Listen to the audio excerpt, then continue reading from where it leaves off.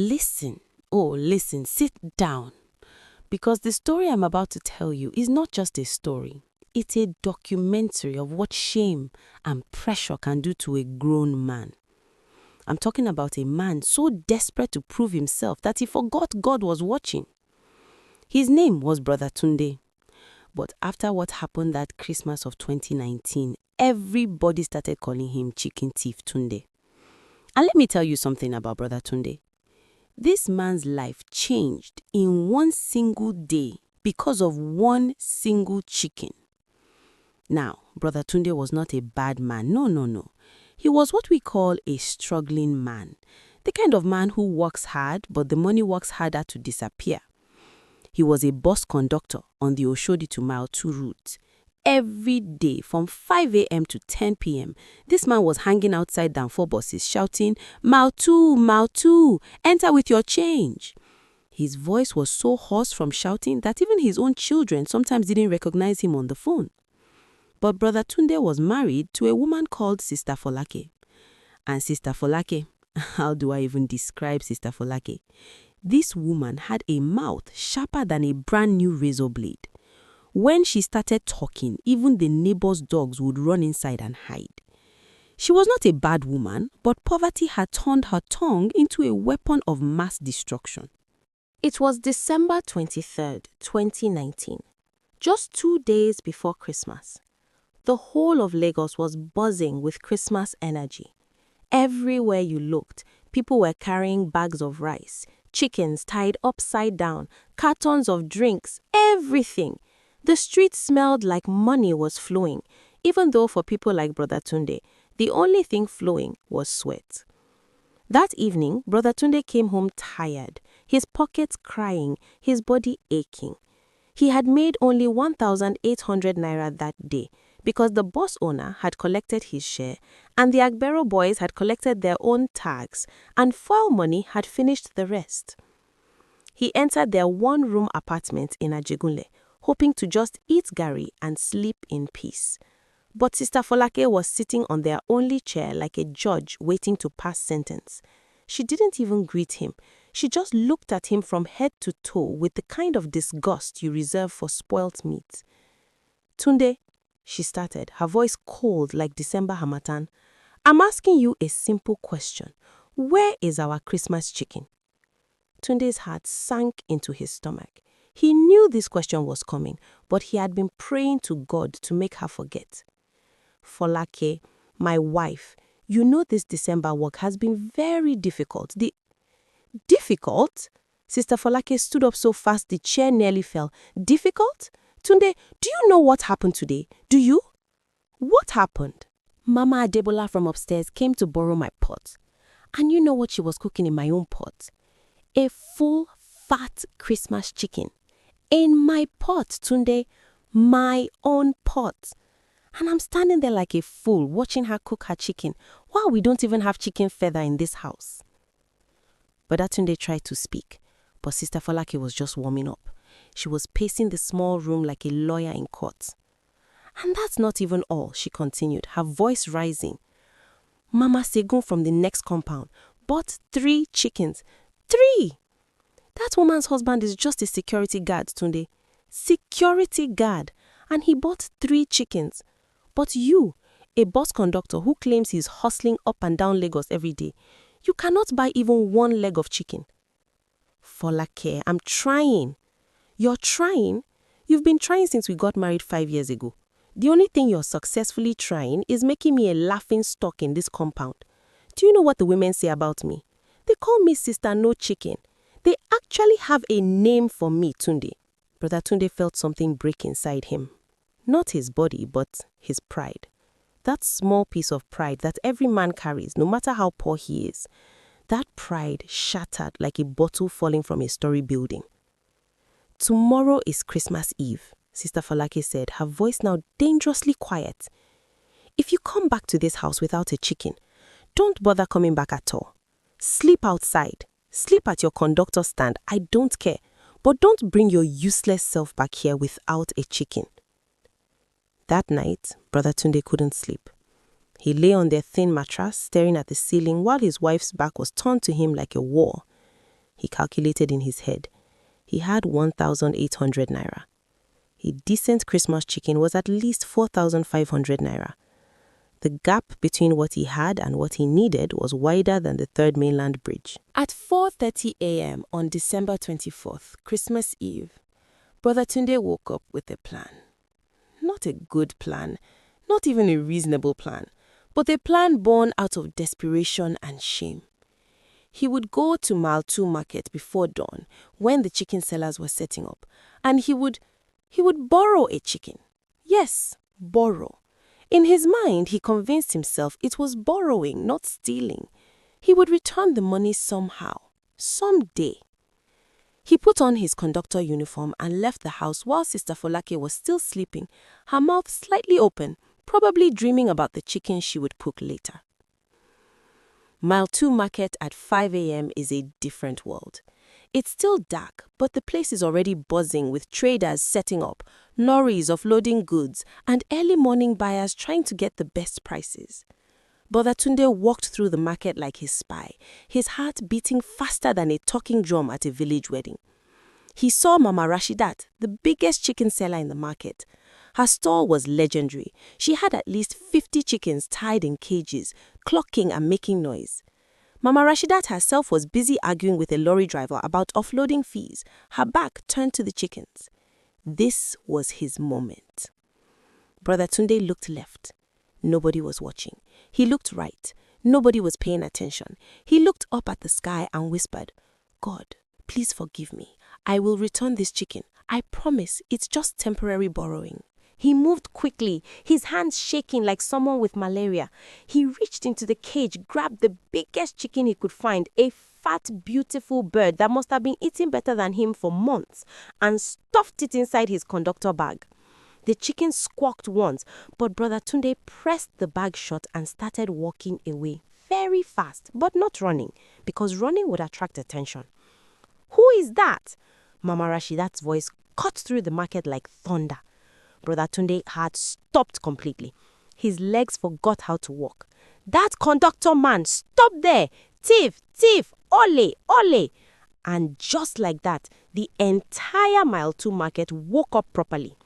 In Lagos, there are 3 things that will gather a crowd faster than anything: free money, celebrity sighting, or catching a thief. And on this particular morning, catching a thief won the prize. "Thief, catch 'em! Conductor don't steal chicken." Brother Tunde did what any reasonable person would do when an angry mob is chasing you in Lagos. He ran. He ran like Usain Bolt was his personal trainer. He ran like his life depended on it, because in Lagos, it actually did. The chicken in his bag was going crazy, flapping and squawking, making it very obvious that he was the thief in question. Behind him, at least 20 market people were chasing, shouting, cursing his ancestors. Mama Rashidat was leading the chase, her wrapper flying behind her like a superhero cape, screaming words that cannot be repeated in a church setting. Brother Tunde ran through the market, jumped over gutters, dodged oncoming okadas, scattered a woman selling oranges rolling everywhere like a Nollywood action scene. He ran onto the main road, and that's when he made his second terrible decision of the morning. He jumped into a moving Danfo bus. "Oshodi! Oshodi!" the conductor was shouting. Brother Tunde tumbled inside, breathing like someone who just finished a marathon. The passengers looked at him confused because he was wearing conductor uniform but acting like a passenger. "Baba, you dey run? Wetin happen?" an old woman asked. Before Brother Tunde could answer, the angry mob reached the bus, hitting the sides, screaming, "Ole! Thief! Conductor don't steal chicken! Bring am out!" The driver of the bus panicked and stopped. This was a mistake. The mob dragged Brother Tunde out of the bus like they were unloading a bag of cement.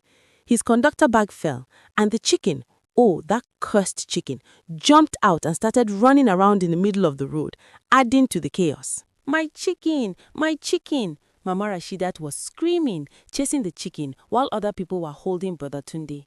"Please, I beg." Brother Tunde was crying now, real tears running down his face. "I no be thief. Na my wife. My wife say if I no bring chicken, make I no come house." Wife, one of the men holding him laughed. So because of wife, you won't die? You won't collect beating because of Christmas chicken? I get money. See, I get 1,800 naira. I go pay the balance later. I swear on my mother. 1,800 naira? Mama Rashidat had finally caught her chicken and was walking back, breathing heavily. That chicken cost 5,000 naira. And you think say you fit just carry am dey go? A crowd had gathered now. December in Lagos, entertainment is everywhere. People brought out their phones, recording. Someone was even doing Facebook Live. Conductor thief Christmas chicken from mile 2. Video go viral. Make we beat am small o, one Agbero suggested, cracking his knuckles. No. Make we collect his uniform. Make him naked trek to Oshodi. Abeg, make we just call police. These 3 suggestions sent different levels of fear through Brother Tunde's body. Beaten, naked, or police cell. On Christmas Eve, his life was finished. Please, he was crying, kneeling on the dirty Lagos road, his conductor uniform soaked with sweat and shame. Na my wife, oh, she say I useless. She say make I no come house without chicken. She dey call me useless husband. I just wan make her happy. I no be criminal. I be conductor. I dey work every day. Something in his voice, the pure desperation, the genuine shame made some people pause. An elderly man pushed through the crowd. He looked at Brother Tunde with the kind of eyes that had seen too much suffering to judge too harshly. Mama Rashidat, the old man said, how much did chicken cost? 5,000 naira. The old man reached into his pocket and brought out 4,000 naira. This one collect the 1,800 wey him get. E don complete o. But this boy no go carry the chicken o. The chicken don suffer trauma.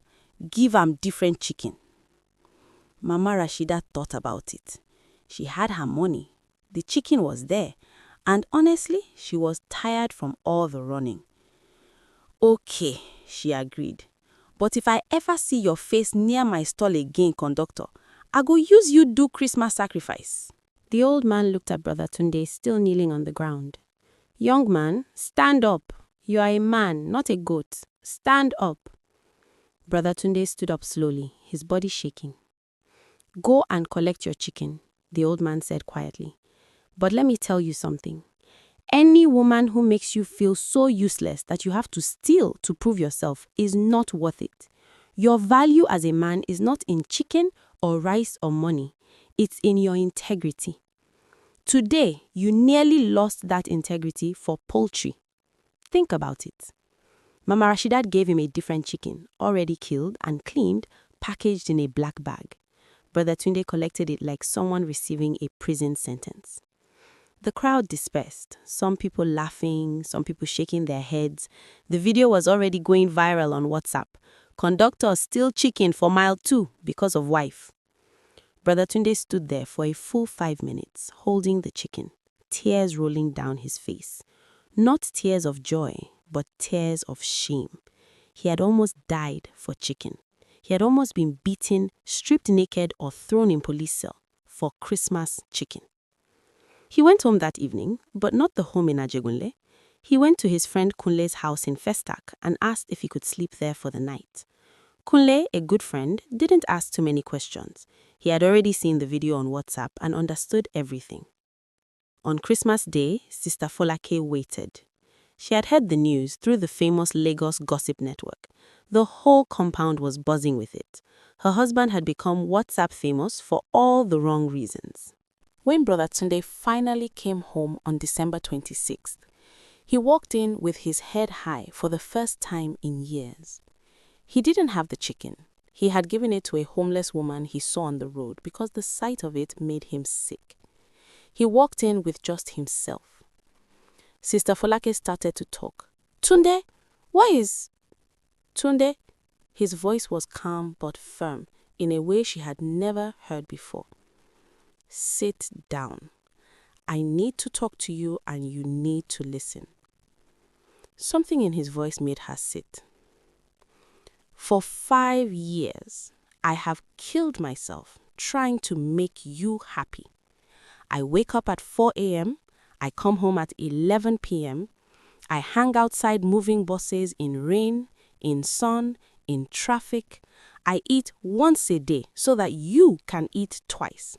I wear the same uniform for 3 years so that you can buy new clothes. And still, it is not enough. Still, I am useless to you. Sister Folake opened her mouth, but Brother Tundi raised his hand. I'm not finished. Yesterday, I almost died because of you. Not because I love you, but because I was afraid of you.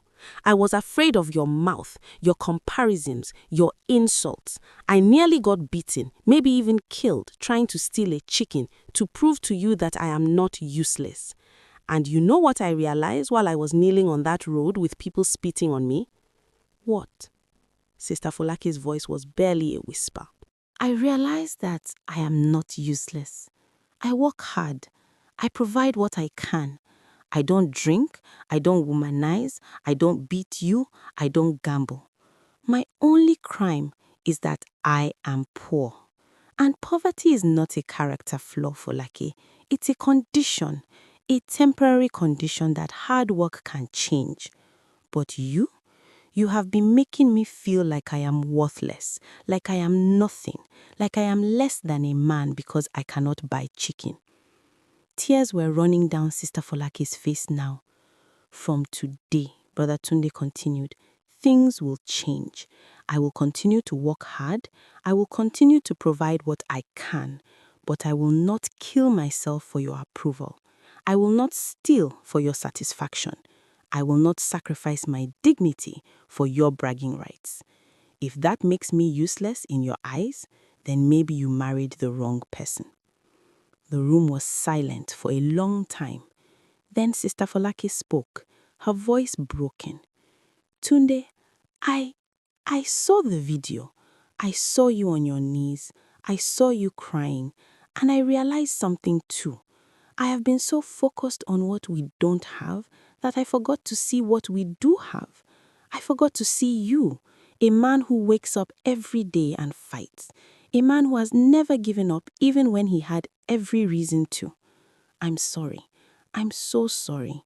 I became the kind of wife I never wanted to be. Brother Tunde looked at his wife, really looked at her.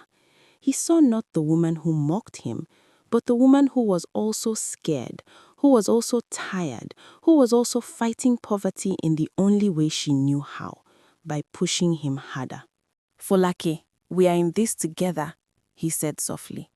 But we cannot tear each other down. If we must fight, let us fight poverty, not each other. That Christmas was the strangest one they ever had. No chicken, no rice, no Christmas celebration. But they sat together on their thin mattress and talked. Really talked. For the first time in months, maybe years, they talked about their dreams, their fears, their struggles, their hopes. And something changed that day. Not their financial situation. Money doesn't fall from the sky because you have a heart-to-heart talk. But their approach changed. Sister Folake stopped comparing. She stopped mocking. She started supporting. She started hustling too, selling recharge cards at the bus stop, adding her small income to his small income. 3 years later, Brother Tunde is no longer a conductor. He saved enough to buy his own motorcycle for commercial transport. Sister Folake now has a small provision shop. There's still an Ajegule, still in that one room, but the atmosphere is different. There's peace, there's respect, there's partnership. And every Christmas, they laugh about the chicken incident, as they now call it. Brother Tunde tells the story himself, no longer ashamed, but using it as a lesson. I was foolish, but I learned. I learned that my value is not in what I can buy. I learned that shame can make you do terrible things. I learned that a man must have boundaries, even with his own wife. And I learned that stealing chicken is never, ever the answer, no matter how much pressure you're under. The video is still on the internet somewhere. Sometimes strangers recognize him and laugh. Hey, now you be that chicken thief, Abi. And Brother Tunde laughs with them because if you can't laugh at your own foolishness, life will be too painful. As for Christmas chicken, these days, they buy it together when they can afford it. And when they can't, they eat whatever they have with gratitude. Because they learned the hard way that the value of Christmas is not in the chicken on your table, but in the peace in your home. The pastor said it best at their church testimony service when Brother Tunde shared the story. Sometimes, God allows us to be humiliated so we can learn humility. He allows us to fall so we can learn to stand properly. Brother Tunde's story is a reminder that pressure from our spouse can push us into sin. But it's also a reminder that poverty is not permanent, shame is not final, and every thief can become a testimony. And the whole church said, Amen. Moral of the story: no amount of shame or pressure is worth your integrity. A man's worth is not measured by Christmas chicken or material things, but by his character and effort. And wives, encourage your husbands. Don't mock them into madness. Because the day a desperate man makes a desperate decision, everybody will suffer, including you. Thank you for reading to the end. We'd love to read your comments. And please, this Christmas, if you cannot afford chicken, eat rice and stew with pride. At least, you didn't steal anything. Bye.